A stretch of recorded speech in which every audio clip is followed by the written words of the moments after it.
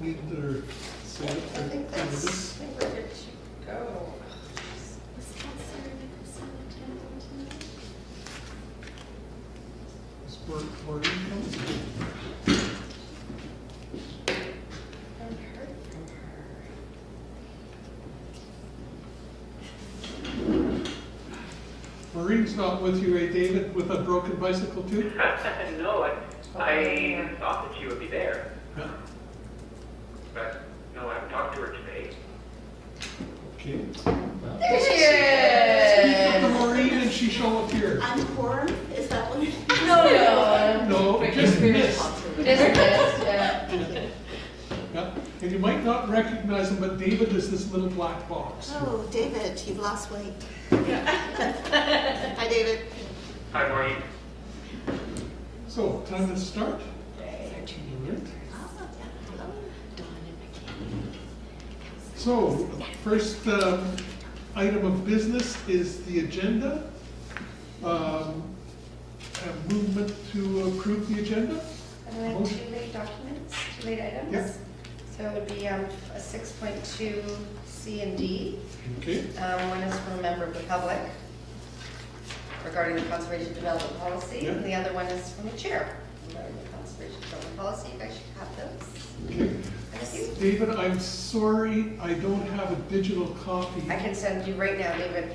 Okay. Just scan it. It's coming, David. Great, thanks. It will not be, the file will not be named.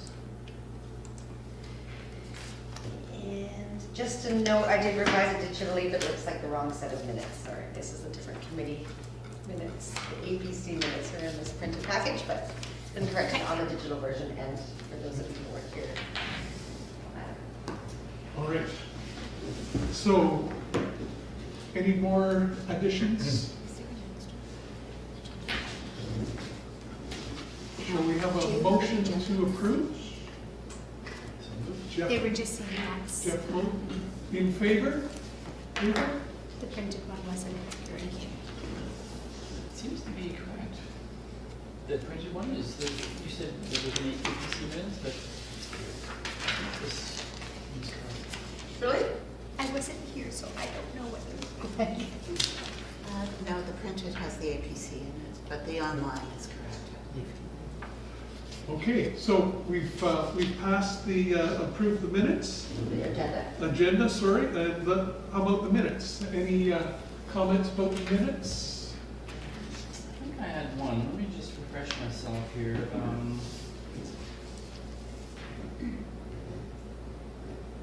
They're on the screen. Oh, no.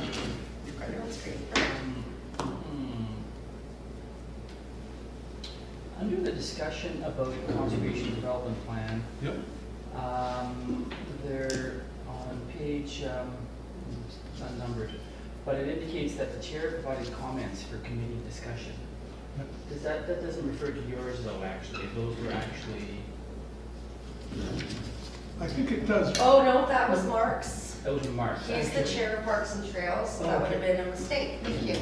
Okay, Okay, I'll amend that I to. expected to see your comments there when Yes. I clicked it and saw Yes. Mark's again. okay. Oh, again, was there another set of comments? Printed? Those were Mark's original ones that he had submitted a month ago, or for the last meeting. You were expecting to see these comments on there? I was expecting to see Will's because it indicated the chair submitted comments. Yes, and I did go through the report at the last meeting and read out the comments that I'd written on the, that, Oh, those edits. Yeah. Right, okay. So that is the, so it's a document needs to be provided. It's just, yeah, Mark's comments are in there, indicates it's from the chair, Okay, should just indicate that it's Mark. okay. Yeah. Thank you. thanks, Jeff. Anything else? Motion to approve the minutes? As amended? Bonnie, in favor? Sure. Thank you. Okay. Two big steps done. Public comments. That would be the letter from Mark, correct? Sure. Did everybody get a chance to read it? So Will, it looks like the thing I just received Yeah. from, I guess it was on table, Yeah, basically you've taken, I'm comparing it to Mark. yeah. I was greatly influenced by Mark's and impressed by his comments. So talking to Steph, the point that we could only nod and smile at the anything that comes from the public. Right, okay. And so what I did was review Mark's stuff, which I found very interesting, and added some of my own additions to it. But Okay, well done, thanks. Sorry, I didn't follow that. What That's not happened? what I meant. So, okay, Steph, I handle this. thought that this was a correspondence, It's just, I'm sorry, it's correspondence. correspondence, it's not a public comment, is it? It's correspondence. it's correspondence. Yeah, Okay, so- my mistake. Yeah. And so it's gonna be included as per the Yeah. agenda review, or the agenda adoption, we're including it under the conservation Okay. policy, and regarding, Thank you. And I'll point out to our new members that there's still green parts of your chair that shine brightly at times. Yes. I just wanted to know, because I would love to meet our new members, and just hear a bit of their background, but. Brilliant idea. I Yeah. think this is an excellent time to do it Okay. too. And I think to make the new members a little more at ease, let's start with existing members talking about themselves and what they do. And so, Councillor Nicholson. Okay, so I'm a second-term municipal councillor, and my day job is I'm the chair of the communications department at Douglas College. I very much wanted this committee to come into existence, so during my first term, we worked informally, Councillor Sue Ellen Fast and myself, on what we called a climate action program. And one of the outcomes of that program was to establish a formal structure for looking at environment, climate action issues. What else? That's probably enough. Welcome. Glad you're here. Thank you. And shall we stick with councillors and go with Councillor Hocking, the black octopus in the middle of the table? Yeah, sorry that I'm not there and that you only see a black little telephone. Yeah, David Hocking, municipal councillor. I was a councillor also several terms ago. Particularly interested in the environment and climate change. I was with the Spooky Foundation for a decade, where I spent a lot of time working on climate change. I was at Kyoto back in '97. And I'm also on the Metro Vancouver Climate Action Committee. So I think that's probably enough for me. And Bonny. So I'm Bonny Brokenshire, and I'm the manager of Environment, Parks Planning, and Bylaw Services here. And yeah, I'm on the Parks and Trails Committee as well as this committee. I'm a voting member on this committee. So, and in the Parks and Trails, I'm not a voting member. Staff isn't always a voting member, so but I am. So maybe contribute a bit more to this committee.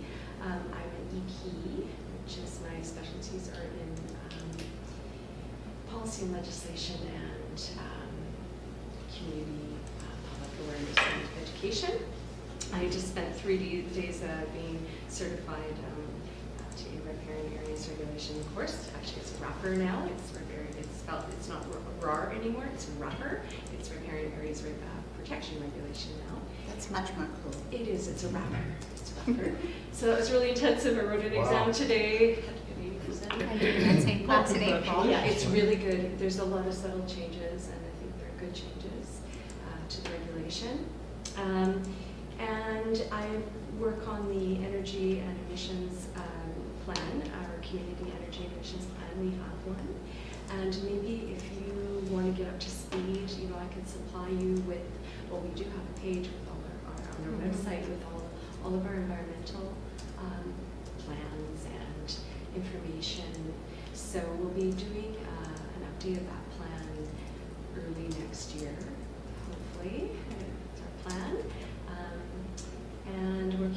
conservation development policy, climate change strategy right now. There's a lot of really exciting environmental climate change type work being done in municipalities. So yeah, if you have any questions, if you need any information, please contact me. I'd be happy to chat and get you up to speed if you have any questions. Yeah, I was really happy to have you on board. Thank you. Thank you. Jeff? Jeff Matheson. I've been on the committee since last May or so, about a year. My day job is as a biologist, and some of the stuff I've enjoyed most about the committee in the last year is the climate action aspects, simply because that's not what I do in my day job. And but I really enjoy the breadth of the different things that we have in front of us in this committee, and you'll enjoy it your time on it. Thank you. And I'm Will Husby. My day job, I'm a consultant in heritage interpretation. That's working with museums and parks, developing their informal education about nature and environment and history. And my background as a biologist is the support for that. And I've been chair for about a year, and I'm active in a lot of the environmental and nature things. I'm also the co-chair of the Bonny Nature Club and that kind of thing. So that's me. And Will knows lots about invertebrates. We haven't had a chance to talk about that formally in this committee, but at some point. Yes, I'm sure we will. And how about Steph? I'm staff, I'm the support staff, know nothing about science. I'm learning a lot through you and help you with. And Planning. she's a marvel at getting things done. We sit in awe of her. How many committees are there? Like 26 or something. I think we should get on with the data at 7:16. Okay. Yeah. 10 minutes better. McKaylee? Sure. I'm Michaeli Florendo. I'm a biologist like Jeff. I run my own consultancy, working both in BC and in Alberta. I'm a mom of two girls, 12 and 10. Hannah's now at IPS. I homeschool my little one. And I've been trying to get more active in the community and also in other committees. With Abby, my little one, going to IPS next year. I'm anticipating lots of spare time. Go ahead, Don. You're busy. Yeah. And Don? Don Schaefer, I'm a broadcaster. I've been in broadcasting for 5 decades. I think I'm semi-retired, but I haven't quite accepted that. I'm currently working on my PhD at UBC in social justice with a communications bent to it. I've been on Bowen for 2 years. I'm still a newbie, so I'm learning my way through it. So it's nice to be here. Well, welcome the two of you. It's, we're pleased to have you aboard. Thank you for stepping forward. Thank you. All right. So, this. Oh, election time. So, we need a chair. And so, anybody want to stand for chair? Won't you just continue? Maureen? I'd like to nominate you again, Bill, if you're prepared to accept the nomination. Sure, I'll stay.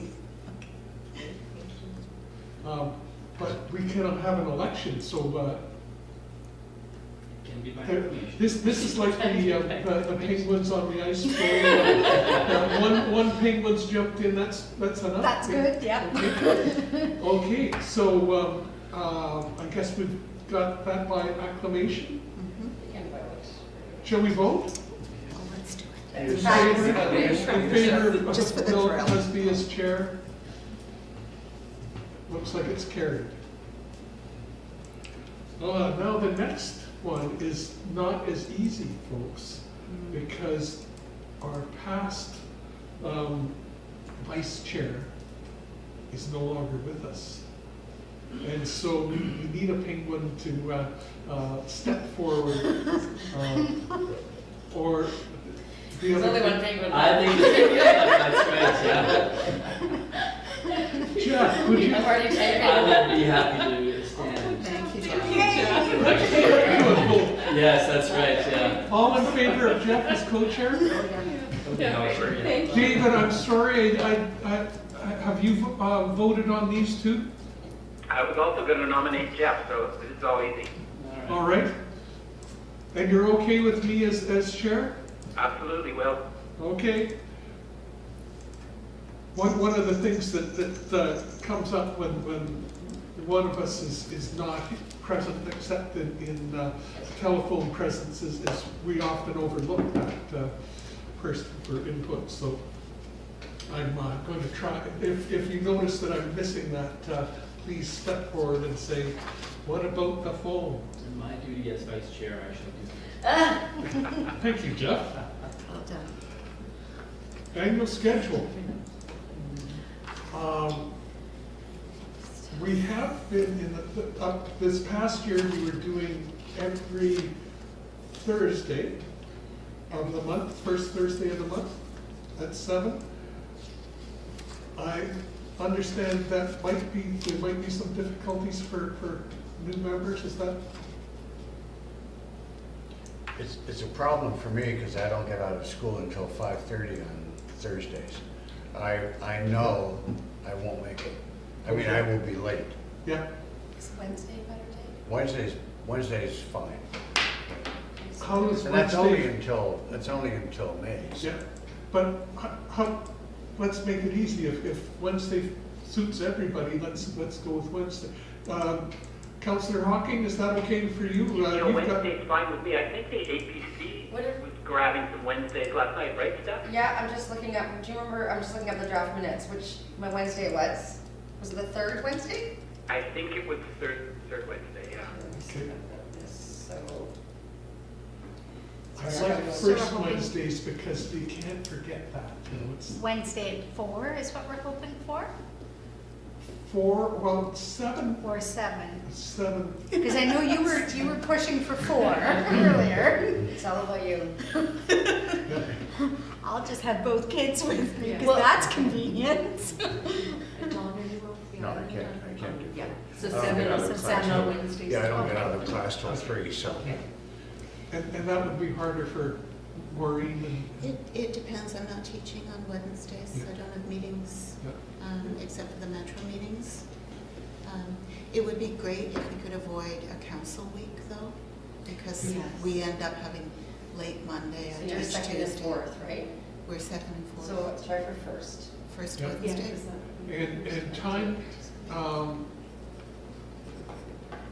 my personal feelings is 7 is better because it doesn't overlap into dinner time when people fade and some even have to gnaw off their own hind leg to stay alive, so.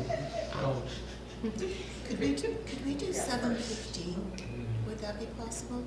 Because that would work with the ferry, if 7:15. anybody's delayed. Yeah, that works. Let's be accommodating. Is that okay with you, David? I'm sorry, I couldn't hear Maureen. Was that Yeah. 7:15? Is that Yeah, what? 7. That's Yeah. correct. First Yeah, that's Wednesday, fine with me, 7:15. Yep. Thanks, So, Dave. a motion for first Wednesday of the month at 7:15. So moved. And then do we want to Maureen, take our seconded, Absolutely. Okay. and all in favor? In favor? Okay. Unanimous. So the hard election is over. We're set for the year. Next is number 5, review of action items from the previous meeting. I couldn't find that in the package. Jeff was up to our eyeballs with meeting agendas. This- So Yes, Really rushed this agenda, nothing's right.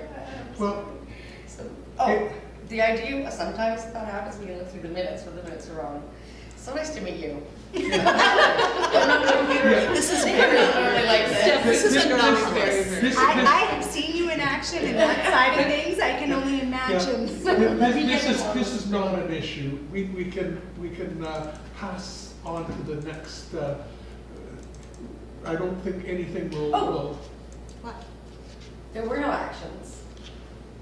It's an empty folder, and I remember I left this here as a placeholder. because it was such, it was a So we don't snowstorm. forget, wasn't yeah, it? so you can Yes. graduate It was a yourself. snowstorm, Yes. that's right. There we go, we did everything. Just Excellent. All Some good. from January, oh, there are gonna be some from Okay. December, but, Yep.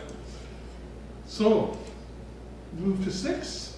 yes. Business arising from the minutes. Bonny Brokenshire will talk to us about the Climate Action Advisory Work Plan. Yeah, so this has kind of been in the works for a while. Yep. And it'd be nice to get it onto a council agenda so that council can see what we're up to. There's no budgetary. That's on page 8 of the package. There's no budgetary implications, as I remember.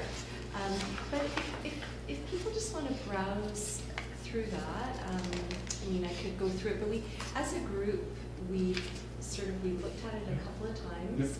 I made the changes, I mean, it was a couple of months ago now, but I did make the changes that were suggested by the committee.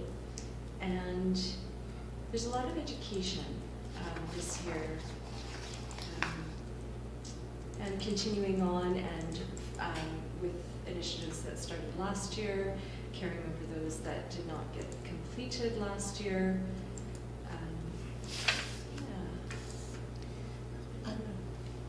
I can speak. There are a number of committee members who are no longer with us who are identified as having tasks. Yep. So that needs to be revisited.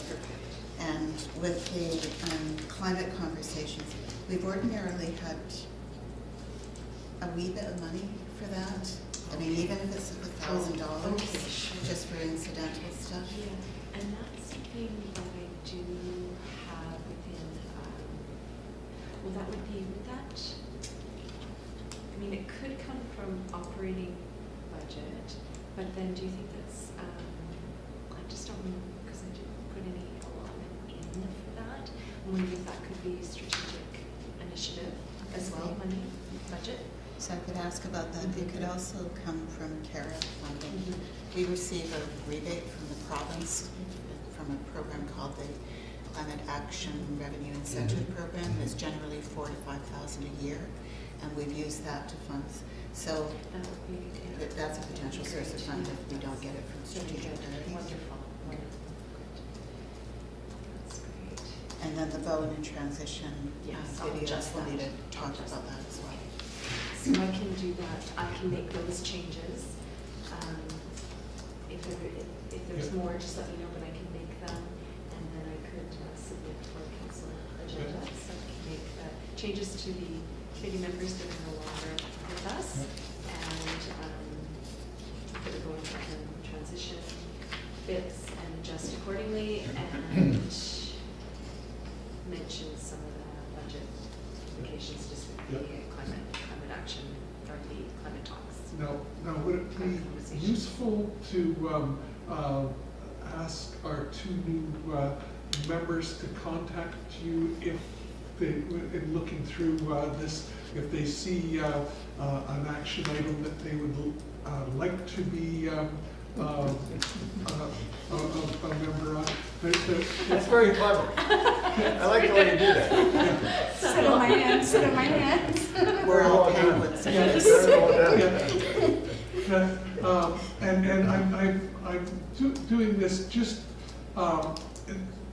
there's some people that have left that had, pet projects that they really thought were important, and so if you see something there that is of real interest to you, you have the opportunity to be,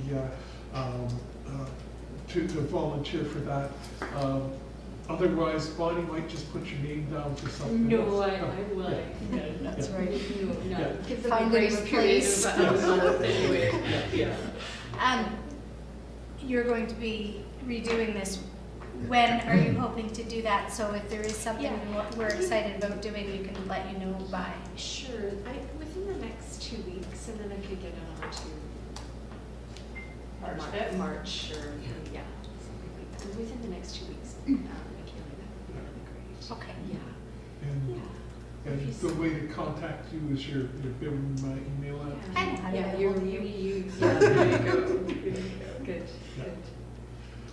And Dawn, I think it's great that you're a communication specialist, because a lot of this stuff is communication, and so your background and skills might well be very valuable to us. We're not saying that we're going to dump a whole bunch of stuff on you, but your ideas and opinions will be of great value. I'm happy to help. All right. This one has your I name. have one comment or a question. Get back or come back. Yes. I'll do that as- And She's back. this man. Jeff has a question for you, Bonnie, or a comment? Very briefly at the last meeting, when we were looking at this, we talked only very briefly. It was about climate adaptation. And last year we took a run while you were away at getting some funding for a workshop being provided by the Fraser Basin Council that didn't go through. Where do you see addressing adaptation? Sure. So, Municipality right now. yeah, no, and it's really, because it's so important. So we belong, this is along the lines, we belong to, I sit on an intergovernment working group for Green Shores. DG Blair, who's an islander here, she's the chair of, executive director of the Stewardship Center for BC. And she's really involved with soft shores, green shores, natural approaches and adaptive approaches to shoreline restoration, shoreline management, sea level rise. And we, in my operating budget for environment, we belong to the Stewardship Center. We pay a sum and we get a workshop. And so we're currently planning to have a workshop here on Bowen Island to promote, for lack of a better word, soft shore approaches to address sea level rise and negate some of the problems with armoring. Hard shores don't tend to work too well with change in climate. So we just yet to have a date for that, but they're a really great workshop and brings together a lot of islanders. We have things in the classroom when we go out and we look at some examples. So that is along the lines of adaptation. It's already been budgeted for this year. So that's something that we could do. And then I love the Fraser Basin Council idea as well. And maybe, do you have connections there? Only from helping to put together an application for it last year, but no specific connections. And I'm not too sure whether it's even, I presume they're offering it again this year, but I have no idea. But, I mean, considering there's already some steps being taken, Yeah, does yeah. it make sense to bring the adaptation aspect into the strategic plan? I didn't change the wording, did I? I thought I Yeah. put something there. What I'll do is I'll change the word. I think it's great language to have in there because adaptation is so important. So Yep. I'll change maybe the language and then when it's there. And I think just because we have that budget, we can start with sea level adaptations to enhance. Dawn, you've got a, Yeah, can I ask the question a different way? And you know, and again, being new to the island and new to this committee, you know, I'm not sure what I speak, but it appears that a lot of the environmental concern happens at this meeting, but I don't know that there's a lot happening on the island. To your point, I mean, there's so many resources available to us, whether it's from the different universities, whether it's from the Climate Reality Hub, which is Al Gore's group, which has several chapters in Vancouver, or lots of not-for-profits, who would all love the opportunity to do workshops. I mean, we could probably have 30 or 40 workshops a year if we wanted them to deal with not just adaptation, but all the issues. Just a thought. You know, one resource that might be good, Dawn, is the CARE report from last year, actually, because that was an eye-opener to me, actually, when I reviewed it last year, was all the things that the municipality is doing Yep. that relate to climate change. And CARE stands for what exactly again? Climate action revenue Incentive program. There we go. And so annual reporting then that the municipality does staff those in order to kind of report out on climate actions over the last year. So that might be a great thing to distribute again. It's really interesting to see. And then to your point about more workshops, yeah, we should be looking at that. Will, I'd like to Yep. speak on this. Yep, David. So just for the new members, just to remind everybody, we just completed we've written a new climate change strategy for Bonny Island, Mhm. and it's just been reviewed by every committee. And so now we're going to put together the changes that basically all the committees have strengthened it. And so that will then go to council shortly, and then it'll come back to this committee, and this committee will be one of the groups that'll be looking at it to see how they can help in terms of its implementation. So, and there's stuff there in terms of reducing emissions and stuff as well, a whole lot of stuff on adaptation as well. So that will provide a new document for us to be stewarding to. There's also, David, remind me if I'm muddling this up, when the climate action strategy was put forward and also when the revisions to the building bylaw were put forward, the step code changes, there was a recommendation that this committee come up with some concrete suggestions for the development of a policy to accompany that. Do you recall this? Yeah. Yeah. So that's not reflected in the work plan as such, and should be, because it was a responsibility that council specifically gave to this committee. And my memory is fuzzy, Yeah, mine's a bit fuzzy too. so but- we need to revisit that. Yeah. Is this ringing a bell? It probably was when I was there. Yeah, it probably was, It yeah. was a policy. To accompany, it came out of the discussions around the climate action strategy and the changes to the building code, with Okay. moving to step code level 3. So, I mean, this is an example of adaptation where the municipality has been proactive. We had a choice up to a point as to which level of the energy step code we were going to adopt for Bowen Island, and we adopted level 3 as of October this year, and we didn't have to. I mean, the government will eventually force us to, but we chose to move more quickly towards that. And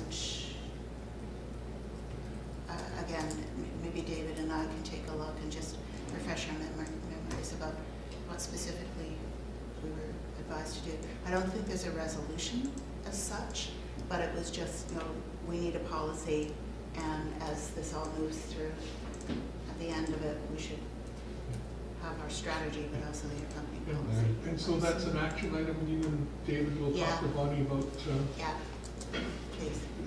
update that. And also in light of this council, the municipality declaring a climate emergency as well. That happened fairly recently. I don't know if you're aware of that, Kaylee, done that, one municipality declared climate emergency. Yeah, but Sort of fits. I think another thing for the new members, maybe you'll get Maureen to talk about it, is the climate conversations that Yeah, are part of the yeah. work plan. Sure. Steph, could you pull up the Climate Action Program page? Because that'll sort of help. So this was a kind of an informal thing that we started in 2015, I think. Just Climate Action Program. Yeah. And it actually was inspired because of a grad course I took with a guy called Shane Gunster at SFU. Made us read a ton of stuff. Anyway, if you scroll down just a little bit, and keep going. So the Climate Action Revenue Incentive Program reports are all there, and they identify the activities in the prior year and what's planned for the coming year. And it's a mandatory part of the provincial government program that we follow these. And then we started climate conversations, and they're all kind of grassrootsy stuff, bringing in people from sometimes they're invited guests, often they're people who would have worked through a local group called Bowen in Transition. So different topics, the Bowen Island food, it's not called Resilience group, came and they gave 2 presentations, and in one instance they brought in Harold Steves from Richmond and Metro Vancouver. We had our sea level rise with Living Oceans. The ED for Living Oceans lives on Bowen. We had a session on conservation development, which has developed further into some of the material we'll be looking at later tonight. We had a session with James Glave. So there's usually a presentation, it might be video, it might be a PowerPoint, and then just a community conversation around this. James gave an EV update because he was working on a lot of stuff with Clean Energy BC. Can you scroll down a wee bit? Yeah. We did a session with Phil Gregory, who's an island resident, talking about soils and the importance of retaining the soil for the purposes of mitigation. We talked about the climate, energy, and emissions plan. We had a full day workshop with the Community Energy Association to develop that, and we sort of fine-tuned it in a conversation. We had the head of Clean Energy Canada and our MLA on the phone for feedback to the provincial government climate leadership team back in 2015. Presentation on solar panels, presentation on heat pumps with a couple of invited guests. So variety of topics, but generally have sort of sprung up because there was something that was of interest to community members, or there was something going on with provincial government that we needed to respond to in a coherent way, and sometimes it was a matter of previewing some of the work that we wanted to accomplish. And they bring in maybe 10 to 30 people. That's fabulous. Yeah, they're You usually do it every week or every month? No, it's irregular.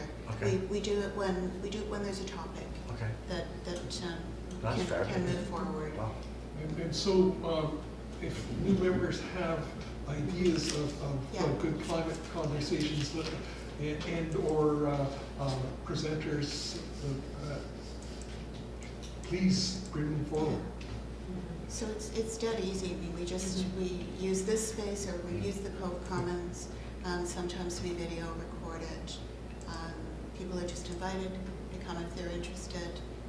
That's fabulous. Yeah, the more recent ones with the food group, food resilience, those sessions, it was standing room only for one of the sessions, and it was pretty darn full for the other ones. So very strong interest, and kind of helps to mobilize certain groups within the community to move forward with things. That's terrific. Yeah, it's good. Wow. So any more, Bonnie, to talk about on the work plan? I think that's great feedback. I'll make the changes Yeah. accordingly, and if you see anything that you'd like added, I will add climate conversation. Let's just see. Oh, they're in there. Yeah, yeah. I'll just make the changes that we talked about. Something that jumped out at me, it's more of a language thing. Under the continuing climate conversation, there's a xeriscaping, which is identified. And I appreciate that that's dry landscaping or landscaping for desert situations. I don't think it's necessarily applicable island-wide here. So I think maybe there needs to be a different choice of words. Sure. Maybe native landscaping or something. Yeah. Or low water landscaping, that kind of thing, because, Yeah. you know, summers get so dry at times that I think that the concept was is to get people gardening with plants, native plants especially, that are resistant to drought, and you can still have a lovely garden and not have to water the heck out of it.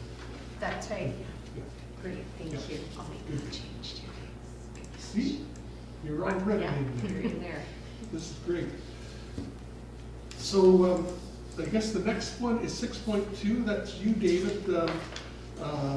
Gap analysis for the conservation development policy. Yeah, so we had a good long discussion about this a month ago, Yeah. and I think a few members of the committee felt that I guess I should try to explain what this is for our new members. Please. And I mean it's in the agenda if you look through it. If you just look at the policy, but to speak in really simple terms about it, and as Maureen said, we had a climate conversation about this a couple of years ago. It's really looking at newly developed land when new proposals come to develop a fairly large-ish piece of land, that instead of going where the developer might just spread the home across the entire piece of property, that it should be clustered to reduce the amount of land that needs to be cleared and to reduce the amount of infrastructure that needs to be constructed, such as roads, power lines, and whatnot. And the purpose is to protect Bowen's natural landscape to the greatest extent possible, and to protect, obviously, sensitive areas that are identified in one way or another. So David, I think that as well, it means that that land that's not developed is made available as parkland, or That's right. Yeah. Yeah, it's parkland. So now Will has got a bunch of points that sort of elaborate on this a little bit, and I think that I'm not sure if I need much more of an introduction than that. I guess I'd like to just check with our two new members to sort of get the concept from what I just described and from what you might have read in the agenda. Yes. Don? Yeah, I do. Yep. With a question, is this in regards to the comment that Daniel Martin made? Where he said, or they wrote, there was a concern expressed regarding the rising population and potential lack of water resources. Am I in the same discussion? That may have been the other discussion with respect to Miller Road, I think. That was what Daniel Martin was Road. for. Yeah. Yeah. Yeah. But isn't that a general comment for the island? Could. It might be, but this really, like the idea of Okay. conservation, or I think as Jeff suggested, we call it, I think, conservation-oriented, was that it, Jeff? Conservation-oriented development, something like that? That was the idea, Yeah, which I think is a good suggestion. I think it makes it more clear. It's not to do with the amount of people that are coming, it's to do with where the properties go, so that they're clustered, basically. But aren't they interconnected? I think part of the discussion that came about in the last month was some concern that it was encouraging increased density across the island, and I think one of the first points in that document I had is remove the language referring to offering increased density for this.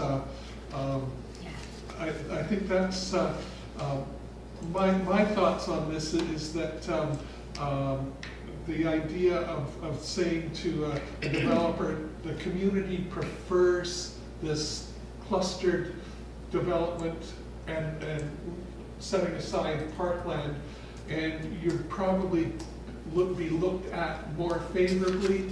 Your application would be looked at more favorably if you're following this concept that you've got land that's developed that you could put 10 houses on, and you can put the 10 houses in a small cluster and leave 70% or 50% of that land as parkland. That's what the community prefers and you'll probably be more favorably received. Yeah, I understand that. Yeah, okay. Completely understand and Yeah. agree with that. But again, Yeah. you know, forgive me for being the new guy, but You're welcome. but it seems to me that the island itself only has so many resources. It can only support so much. Yeah. Does anybody know how much is? That's in our official community plan. Okay, And, I missed that. yeah, okay. Okay, Yeah. thank you. Well, it's in the official community plan, but the figure that's in the official community plan is a figure that was plucked out of the air to some extent. And it really depends on all sorts of things. It depends on the nature of the development. It depends on the patterns of water usage. It depends on the transportation options that are available. I mean, David, could you speak to where that number came from? Because I think that's Sure. really important. Okay. Yeah, this came from, I mean, there's a bunch of, it came from just looking at the official community plan and looking at the number of lots that would be associated with that, and with the land use bylaw. It also, there was talk way back 25 years ago about the ideal community from that book, that architect's book called Pattern Language, but the ideal community was 7,000. So this magical number of 7,000 popped up. I find that number is very, very coarse, and I agree with some of the concerns that Maureen raised, and I'm going to give you a simple example. So I'm sure a bunch of you have walked down to the lighthouse recently and seen that giant house that's being constructed just right there. Have you? Hotel. You all Oh, seen yes. Now, that house counts as one. But the environmental footprint of that house would be probably about the same as a small apartment building that would have a dozen units in it. So I just, you know, as Maureen said, it really depends on the nature of the building, where it is, the transportation that's involved, and all of those kinds of things. And so I'm actually going to disagree with Will's first point. And the reason I'm going to disagree, why I like all the words that you have there, Will, about it'd be absolutely clear that this is what the municipality prefers. Yeah. The trouble is, people can do, you know, if they've got a right to subdivide, they can just do it. And we might say, well, we really, you know, we've looked fondly on you if you clustered it, and they might just say, well, I'm sorry, I'm not interested in that, and do whatever the heck they want. If you look at some of the developments we've had, such as the ones around Grafton Lake, what happened there was we gave more density, more numbers, and we got a whole lot that was brought forth that was and there were strong amenities, powerful amenities for the municipality. We got an enormous amount of protected land that was really important that it be protected because it's around our watershed. But we also got the construction of multifamily homes, or the promise of the construction in the rezoning of multifamily homes. Multifamily homes, which would have a way smaller footprint than that giant home that we see right by the lighthouse. So I would prefer that the municipality had some flexibility in their negotiations with any development. And while I certainly wouldn't want willy-nilly to just, yeah, sure, let's throw more numbers in here, I would rather the municipality had flexibility to see when there's an opportunity for some amenities that would be very useful for the municipality, that be something that the council was able to consider. Would it be worthwhile then meeting both needs, putting a cap on the amount of density depending on the area of the island or some parameters? Yeah, there is a cap, that's that 7,000 cap now for their pilot. No, I was meaning, for example, there's gonna be a new development out at, and I'm just making stuff up. Yeah. Out at Cape Roger Curtis, we're gonna cluster the development in this area. And then the municipality comes back and says, well, if you cluster it and you do these things, then we're willing to go as high as, this high a density. And it's based on, water availability, topsoil, erosion, sediment, quality and that sort of thing. And use those caps. Like, yes, but I mean, that sort of stuff is in the official community plan already. It's there, and it's in there in the OCP and in the land use bylaw. So there are notional caps spread around across the entire island. And so then the discussions around any particular proposal that someone brings up, it becomes around the details that proponent brings forward, the nature of the land, the nature of the water resources, the nature of the connection to transportation. Is this way off in the bush somewhere that we'll never be able to have a bus for, or is it right on the bus route? All kinds of things like that. So it's really tricky to have some overall sort of set of rules. You have a bunch of guidelines that we all look to follow, and then we look at the specifics of the situation to try to come up with what's best for the municipality. Bonnie?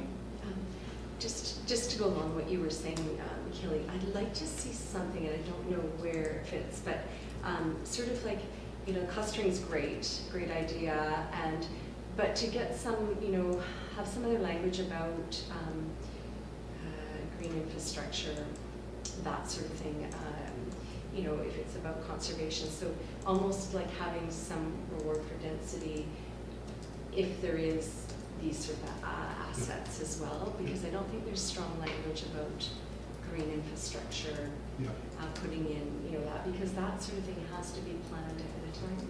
Those natural assets, they take space.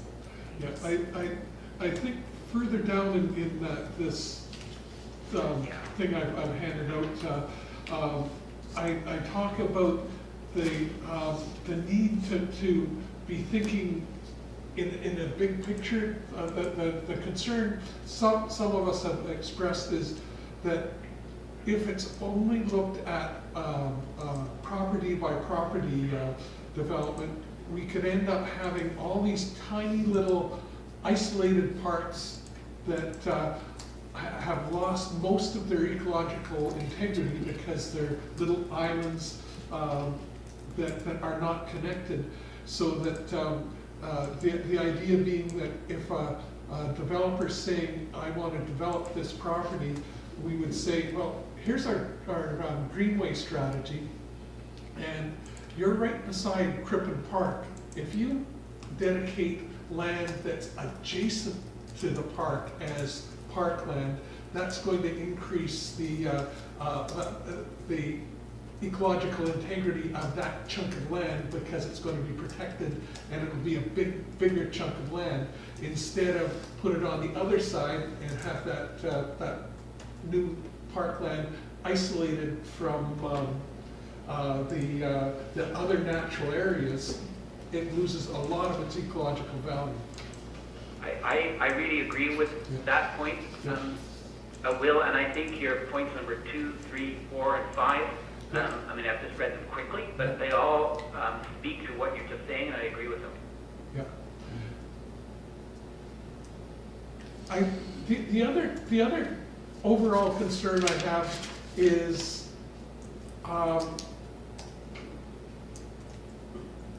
the lack of reflection on the biological concept of carrying capacity. And I think Don was actually alluding to that too, in the fact that, and David, you're saying this in a way too, that it's too complex to say a certain number, that it's 7,000 people is the population cap. If it's 7,000 people that are clear cutting their properties and not looking after the lands, the overall ecological goods and services that the land's providing, we've lost. But if it's followed in that example I had about adding your parkland so that it's continuous, I think that's going to be a big thing. And that carrying capacity for water use would depend on whether or not you're using low flush toilets, have a cistern to collect rainwater. That would be a lower ecological footprint than if you don't. Yeah, So, exactly. is that, am I done? You're looking at. Yeah, no, I'm quite struck by your earlier comment about the footprint Yeah. that a 20,000 foot square home takes up. Yeah. And how it, and the analogy that it, or the metaphor that it can be an apartment building is quite striking. You know, and having been a journalist most of my life, the facts have never gotten in the way of a good story. But I'm of the impression, in my short time on Bonny, that there are communities that struggle at times to get water. Yeah. And you know, this isn't rocket science. You know, the island has a limited capacity, and there's only so much water. It just seems that at some point we will run out, or we won't have enough for everybody. It seems like that there are smarter people than me that could figure out how much water we need and where it's coming from and how long it will sustain a certain amount of people. But and that has to dovetail into this plan. Yeah. I should mention that part of the work that's proposed in the coming year is an island-wide water master plan, and in part that's spurred by the issues So last you're summer. way ahead of me. No. Yeah. Do not be afraid to make points and because new eyes find gaps. Yeah. And don't pull back. Can I Yeah, just say, okay. I think it was really useful, the point you brought up, and Yeah. then you built on it Yeah. with just giving it the label, Yeah. the biological carrying capacity, Yeah. because I think you're right, that that language would actually be a useful, David, a useful addition Yeah, somewhere in this document. yeah. So, good. McKaylee. Sort of to dovetail into what Don was saying, when you have that large a building, you're then increasing the impermeable surfaces. Is there any conversation around what then happens to that water that's runoff? Is there any sort of master stormwater plan for the island as well? Not at this point. So, Yeah, we don't have a master one. Actually, just along, I know it's a little bit off topic, but just attending a workshop in Vancouver, Metro Vancouver, and in Vancouver, they have an amazing, what they call it is they call it an integrated rainfall management plan as opposed to stormwater management. yeah. Trying to keep the water where it drops, right? Mm. So that's kind of goes along with what I was saying, is that we need to be able to, in this plan, say that we need to retain water. We need to talk about water catchment and bioswales and whatever it is, green infrastructure, right? Right. But we don't have a master plan. You know, there is some work being done with the Municipal Natural Assets Initiative, where they are doing some demonstration projects and some pilot projects in watersheds. So they're doing some watershed evaluation of natural assets, which I think maybe some good information will come out of that. And that sort of is another point that we're just doing our asset management, but in the future, when that gets up and running, we will be evaluating our natural assets. But when developers come forward, they have to supply fulsome stormwater management plans. But we don't, as an island, have a stormwater management plan. I know our new engineer, director of engineer, That could has be been rather talking about that as piecemeal. well. But it's just sort of getting up to speed. Our water, it could be part of the water sustainability and water master plan. But it's just a huge project, but definitely it's something that we're talking about, but it hasn't been completed. David, Do you have any more to talk about on the gap analysis? Have you done work on that?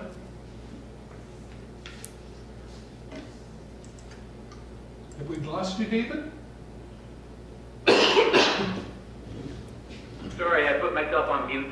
Sorry. Yeah. I was wondering why no one was hearing me. No, I think really that we were asking all of us to sort of have a look, but I sort of thought that the issues that you've addressed, particularly in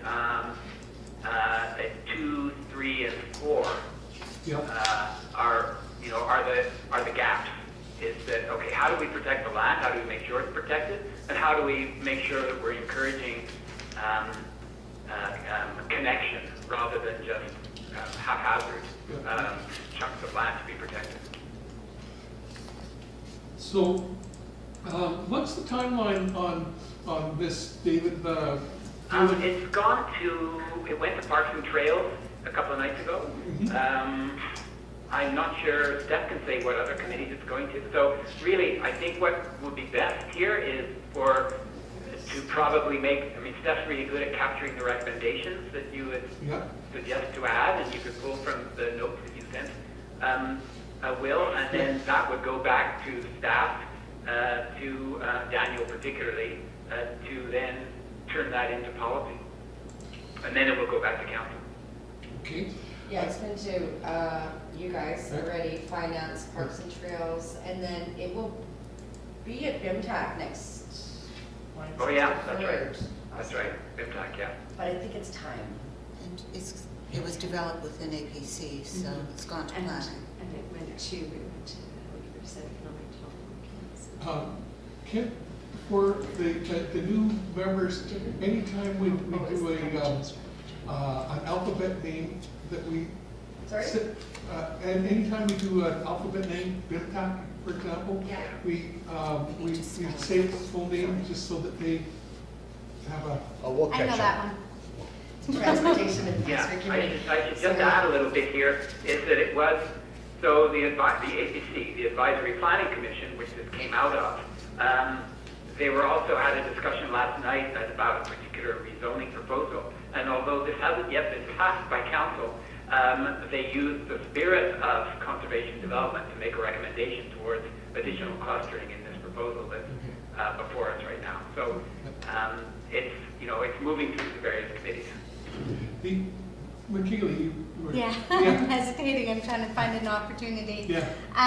For those of us that are new and haven't had a chance to read through this in depth, are we gonna have another kick at the cat? Well, it's actually only one page, like the policy itself.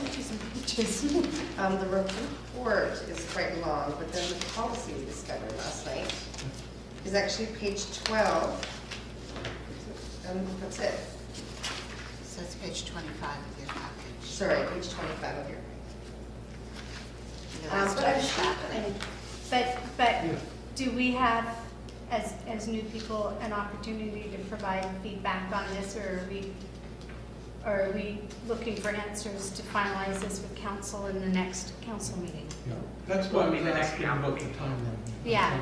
So if I came up with some ideas for next meeting, that would be time enough? You said it has to go to one committee.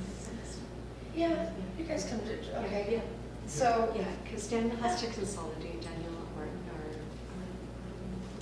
manager of planning and So development. there's still time for Michaela and Don to provide their ideas? Yeah, great. Because I had a few ideas, even just the preliminary read-through on your things. Yeah. Do you want to do them now, or do you want to wait until next time? What would you like, David? we're really behind on that. Yeah. Okay. It's up to you, Mr. Chair. Yeah. Okay, let's do it the next meeting, and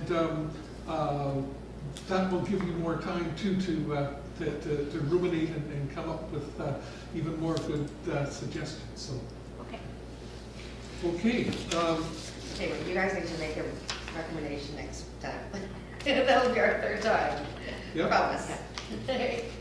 So, my suggestion. Go ahead, Maureen. I'm thinking that the document that you prepared, Will, could potentially be feedback from the committee. I don't think there's consensus on all of the points, but committees have not been sending back things that are necessarily reflecting consensus. They're just reflecting feedback. But, That's the quick and dirty solution. Yeah. okay. And- But with still an opportunity for yours to be Yeah, added to. Yeah. and you might even influence us to rescind some of these if you've got better suggestions. So it's all open, I think. Okay. That okay, David? Sure. Thank you. That's shared. Okay. Okay. So do we have to make a motion, or will you just be able to craft this into? I think we'll let him share this, and then when the new members have shared their Yeah, feedback, we do something else. yeah, yeah, Next we time. can add. Yeah. Okay, so I think that's the, that's 6.2 done. Thank you, David. Okay. Updates. I think you're back, David. Okay, I'll be quite quick on this. I don't think there's anything 7.1. Go ahead. really strong around the for this committee, but I'll just give you one little piece of work that they were recommending. And what the Transportation Advisory Committee is particularly working on right now is to make things safer for cyclists. And you know, there's a Cross Island Path, but that's for one route. But they were looking at some other things as well. And one of the really tricky parts is going up Seven Hills. Yeah. You know that's really steep, and it's hard for cyclists. And so one thing, and this relates to the Environment Committee, and it relates to active transportation and lower emission transportation. To make things safer for cyclists, to actually, there's not a lot of room going up Seven Hills, is to narrow the road. The research shows that narrower roads actually slow people down, slow drivers down, and make put a little bit of room on that pavement actually for people who are walking and cycling. And so that's the recommendation that will be coming out of the Transportation Advisory Committee. It'll be heading back to Council in some way or another. So what will happen with it, who knows? But that's just a little bit of information about the thinking on the transportation side. That for a lot of our roads, there just simply isn't room for a roadside path to be constructed because there's cliffs on one side and cliffs on the other side sort of thing. And so that's one of the things that they're looking at. So I think that's all I have to say about that right now. Okay. Any input from committee members? Okay, thank you, David. Okay. Okay. 7.2. Bonny. Sure, just quickly, I don't know if you know, we're working, we have feasibility study done for on-island composting facilities. Yes. Yeah, so I'm in-vessel bummed to system. miss that. Yeah, so that was just last week, I guess. So we have a feasibility study.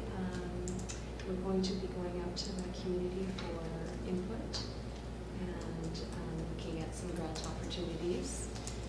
And then we'll report back to council. But it's looking pretty good. I'm really happy with the consultant, the job that he did. And it does seem like the in-vessel system is a small, compact system that can fit a bird and deal with our green resource organics and our clippings from our landscapers and fire smart program, etc. So more will be revealed. Right. Yeah. And did I show you everybody that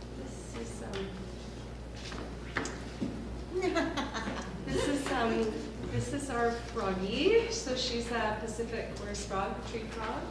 She's one of the 2 species of amphibian we have on Bowen. And council directed staff to install 2 signs, starting at Clarny Lake for frog crossings. The wording of the resolution was carefully crafted. Yes. Rethink, who did our branding for us before, did do this for free. And she is going to be our ecologically sensitive. She's very sensitive. Our ecologically sensitive areas type mascot. So there's World Frog Day on March 20th, and Carla and I are going to be going to the school a little ahead of time and unveiling her for the first time and just doing a little presentation on amphibians. Yeah, so we were going to keep it kind of low-key, but everybody loves frogs. So IPS, we're doing a presentation at IPS on the 6th of March. And then we haven't yet have a date for it, but we're doing a presentation at IPS. Oh, so that's fun. That's fun stuff. Does she have a name? She needs a name. Yeah, give the kids a name. Name her. Yeah. There you go. Oh, that's a good idea. That's a really good idea. So that's that. And I don't know if I mentioned the E. coli. Did I mention E. coli to the committee last time? I don't think so. So just so you know, we do beach water testing for E. coli at some of our main beaches on Bowen. We do Mother's Beach, Sandy Beach, Pebbly Beach, Tunstall, Bowen Bay, and Snug Cove. And it's done by Vancouver Coastal Health and Center for Disease Control does the testing for those beaches. We do 2 samples once a week during May to September. And last season was the first time we didn't have to close any beaches in Mannion Bay. So since I've been doing this, I'm entering my 9th year in the municipality. So that was pretty encouraging. Snug Cove was a little bit of a different story. Center for Disease Control had the highest reading ever recorded anywhere in British Columbia for E. coli at Snug Cove. Yeah, we hold that distinction now. So it was off the chart. The mascot for that. Yeah, but it was. So we're looking for trends too in Mannion Bay, and there aren't any direct trends like between high levels in Snug Cove. It doesn't correlate to high levels in Mannion Bay necessarily. We looked at rainfall events. So we're looking more, and John Pickles from Vancouver Coastal Health is also doing some analysis of data. So, but some good news, maybe where they can do DNA testing on coliforms, and they're doing some gull, goose, dog, human DNA tests. CBC has, Disease Control has some money, and they're going to be doing some sites. They're looking for a bit more money. Bowen Island is on the list. If they get this grant money, then maybe we might be able to the sites, and then they would be one of the sites. So we'll see what happens there. My money is on human in Snug Cove with all those boats. And the boathouses. But that's just speculation. So I think that's wonderful news, So Bonny. that's good. Yeah, so we'll see. We'll keep yeah. our fingers crossed and figure out. That's good news. And then I'm part of the Ocean Watch Task Force for Howe Sound. I'm co-facilitating, and everybody here is welcome to come. I haven't talked to Councillor Hocking and Councillor Nicholson as well. We're having a session at the Pacific Science Centre in West Vancouver on February 28th. I'll give you the information. It's from, I believe I'll send the committee the details. Yeah. And so Ruth Simons, who's the chair of Howe Sound, and we're having a vessel of concern and marine debris session that day, an event. It's coming from, there was a big publication that Ocean Wise put out. You were contributing author to that, as I was as well, and we're trying to make it actionable now, so we're actually implementing some of the recommendations of that publication. So it's exciting. So we've got some good speakers lined up. Yeah, because there's been some regulatory changes and some new acts. We have a new act for abandoned and hazard vessels. Maureen? There was an article that appeared in Cortez. You saw that?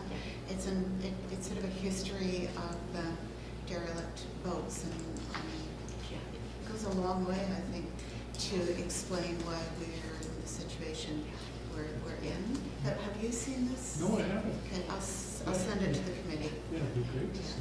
So the municipality has been actively involved with vessels of concern in Manu Bay for many years, and in 2014, I believe it was, I put together a 5-point management plan, which turned into a 6-point management plan, and it's really looking at regulatory tools. We developed a bylaw, we got a license of occupation, but also one of the large components of that plan initially was the social component, right? And it's always been in there because, yeah, you know, there's an issue there and with affordable housing and, you know, housing of vulnerable folks and some folks that love to live on boats, right? That's the lifestyle they like. But, you know, a lot of times the boats are at the end of their life, fiberglass 40, 50 years max. You know, there's a lot of boats, and so you know, steps are taken to promote responsible boat ownership, which means end of life planning for your boat. But you know, these boats are not safe for other people to live in. We're doing really well in Manu Bay. I think in the winter I've got lots of slides and lots of data. We do GISing. GPSing, and we have GIS layers for many years. Twice a year we do inventories of all mooring boats and the boats. But traditionally in the winter we don't have the boards, and so it's kind of our community finds places for these people, but I wouldn't say they have adequate housing, a lot of them. A lot of the folks that have boats are historically out there. But we're doing pretty well, you know, and no one has died out there, and there's been some fires and things like that. I think we're doing pretty well, Yeah. right? But there's a huge social component to this whole. Just curious, have you compared notes with the marinas in Falls Creek? Yes. Because the boat population on the water is just doubled. Yeah, it's crazy. really. I was just down and I was quite astonished Yeah. with the number of boats that were there right now, just last week. So that's good news. And Coast Guard is getting involved actually with the social component a little bit. Oh, good. Yeah, so there's some movement towards that. Yeah, just as, there's some work being done just down in Snug Cove at the moment. Do you know what that is? It's fenced off, it's by the sewage outlet.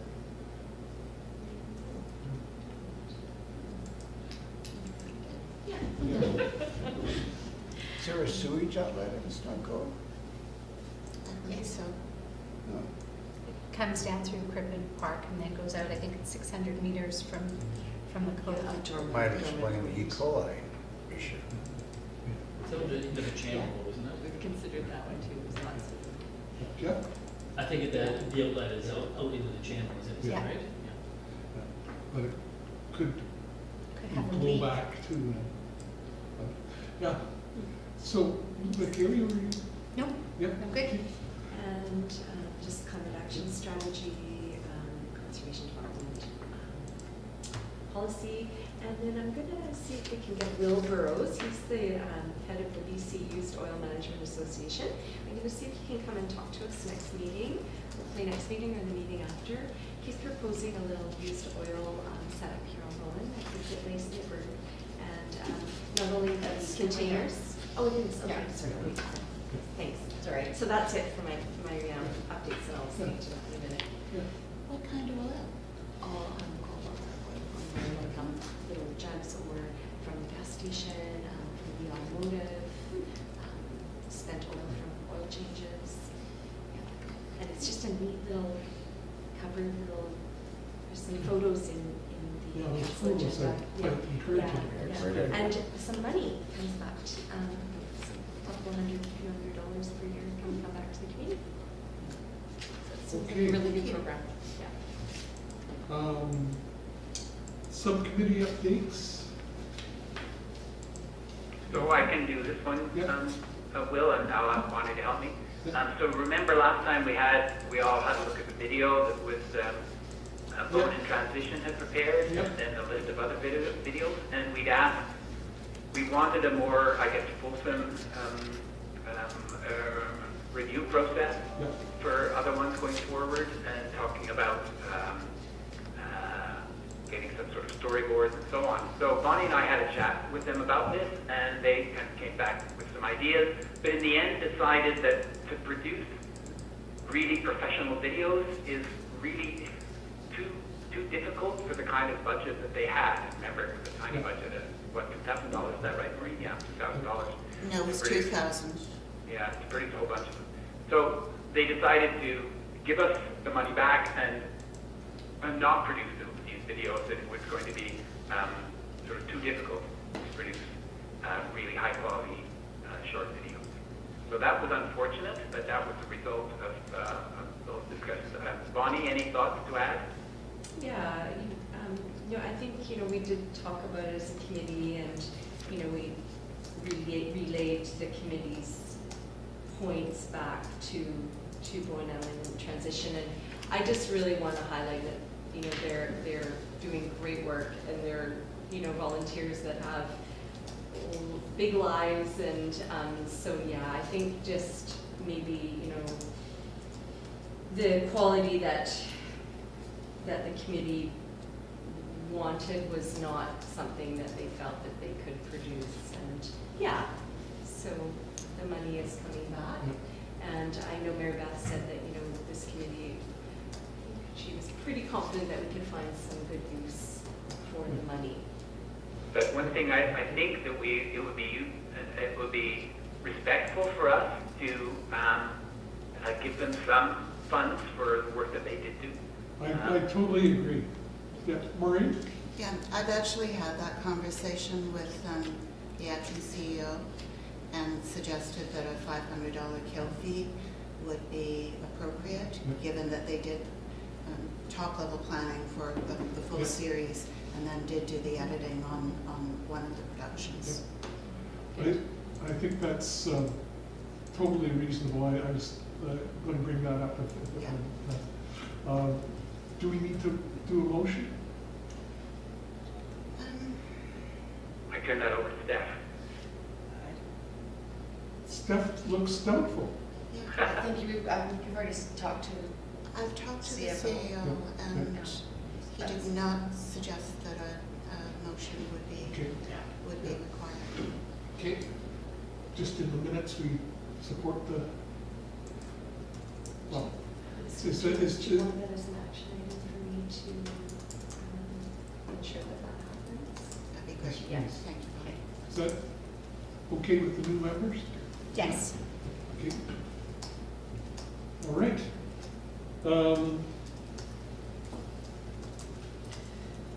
Council updates. Maureen, do you want to try this one? There's actually, there's a page in the agenda package, page 34. Yep. So what I've been doing, Maureen, I think is, Just pulling the relevant sections. well, we have info items at the back, no one reads them. Mhm. So I think Yeah, as a page council member 33. could speak to them quickly for, just an update. Page 33 of 51. I think you've got a later version. Oh. Anyway, the motion relates to looking at a bridge option at the Miller Road culvert. And I am not certain if I was actually there at the meeting where this was being discussed. So I think, David, there was a meeting that both of us missed. Anyway, this came forward to council, and staff have been essentially asked to look into it. Okay, See what happens. that's it? Yep. Okay. Then it's back to me, I think. Yeah, Garden Throwing Club. through back and forth in my agendas. Yeah. Where are we at? Garden Club. Yes, so I met with the president of Garden Club, a couple of members of the Garden Club. So we talked about a couple of things.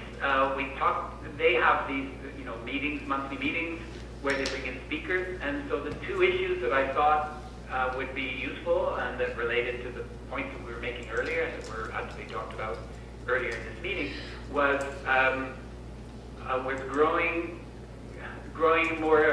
growing plants that would be have a lower requirement for water. In other words, drought-friendly plants. And for gardeners who like nice showy plants, the idea was to make recommendations for plants that can be, quite attractive and really add to your, to your garden and so on. The attractiveness of the garden, the kinds of things that the garden club members would be interested in, but that would require less water, would be more drought friendly. So that would be one speaker.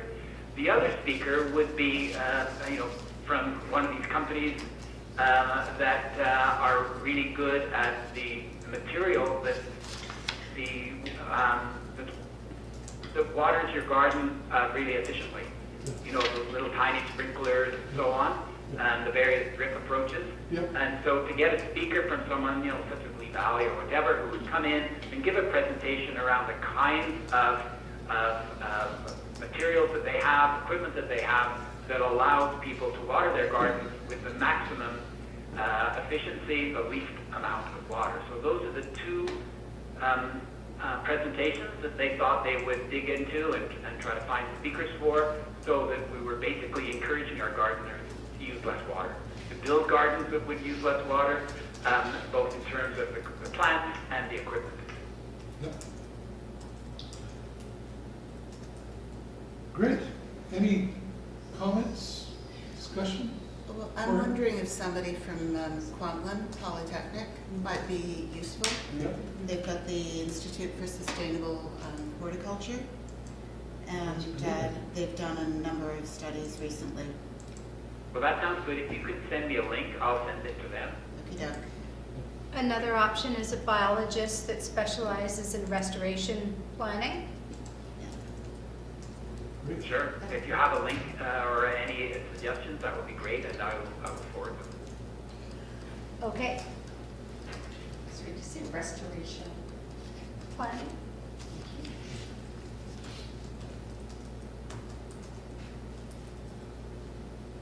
Okay. Shall we move on to oil again, Bonnie? Yeah, I think I said everything. Yeah, before, but yeah. Yes, so I'm going to try and get Will Burrows to come Yeah. and speak to the committee, do a little Yeah. small presentation and show the great slides. Yeah, because he can just explain the whole non-profit Yeah. or non-profit group. Yeah. Are those containers? Yeah, there's smaller, nicer ones than, well, we have kind of, there's a smaller one. There's a nicer one than a sea can, kind of this big sea can, but there's some really nice posters and Yeah. stuff that he has. Yeah. Yeah. Oh, this one's short. Yeah. Would it fit on birch? Sorry, birch. Yeah, I think Louise knows about it. Actually, yeah, so Great. she was quite excited. Yeah. So it's kind of, I mean, I think there's even a littler one, but there's all sorts of nice little posters and recycle. Yeah. And you can even recycle they recycle the jugs, the plastic. Yeah. And it's nice that, it's in a secure Yeah. container, just, Yeah, and it's all Yeah. safe. 'Cause it's- yeah. I have to, so what do we do with oil now? Get taped down, Okay, get taped to burn it, okay, got it. or other non-legal. Good point, good idea. Yeah. Other people have back sheds that have a fair bit of old containers with oil in them, waiting for.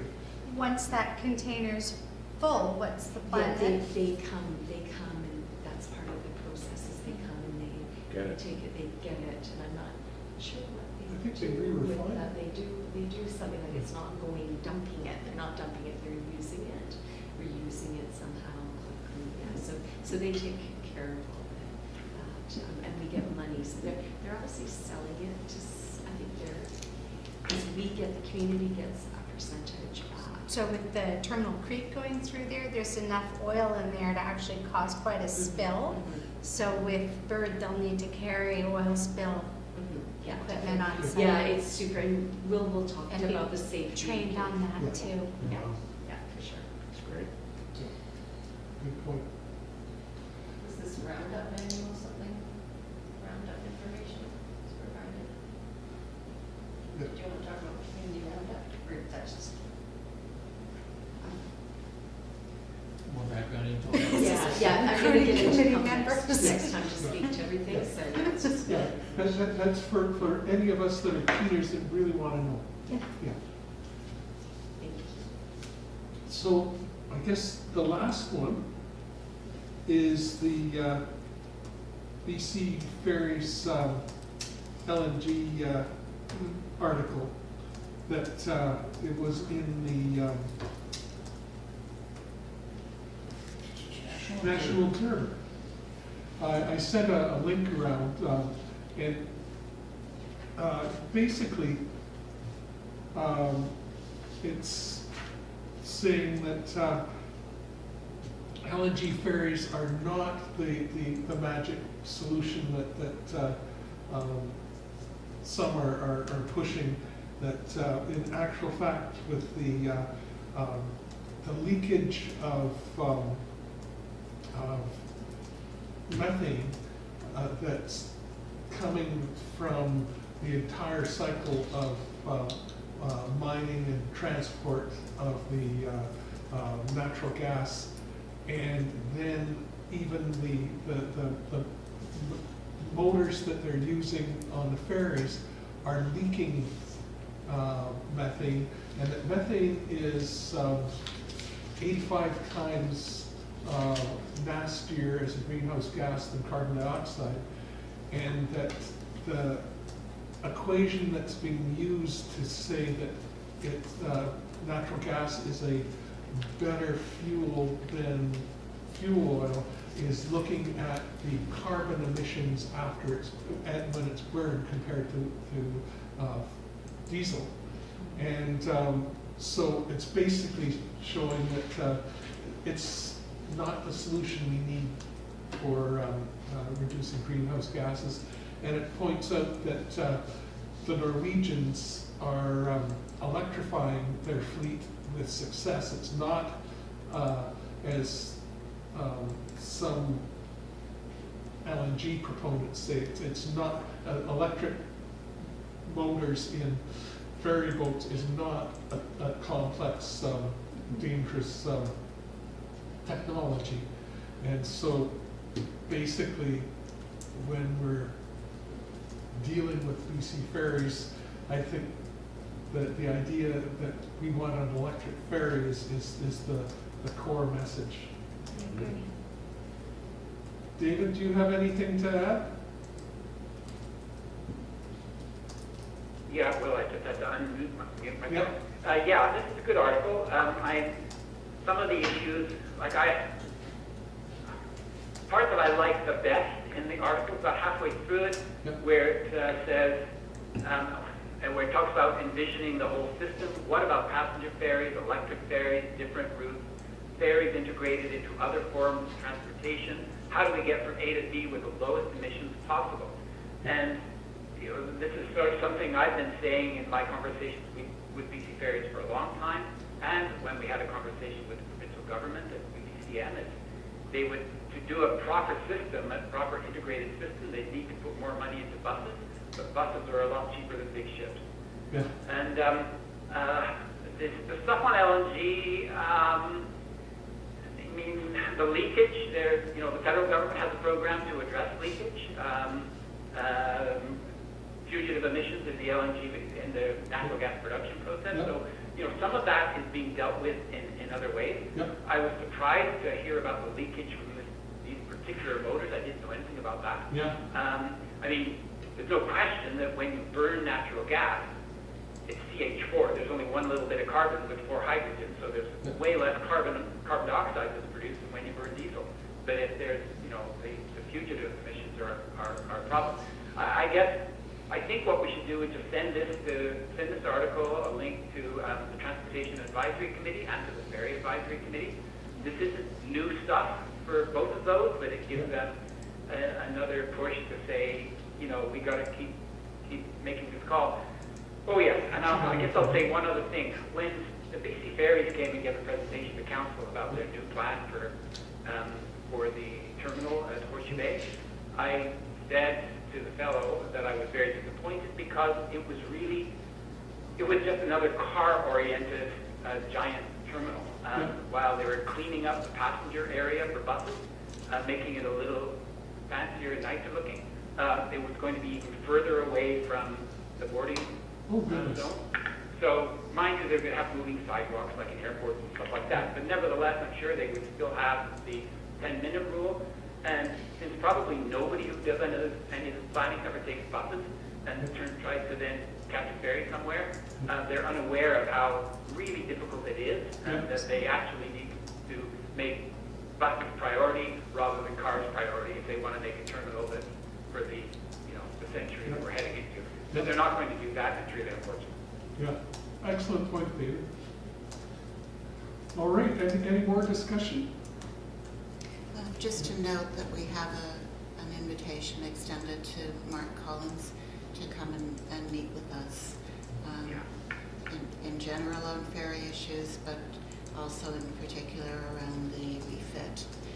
People have been raising questions around if they can't handle a refit 6 weeks duration, how are they going to handle a 3-year disruption when they're putting in a major new terminal?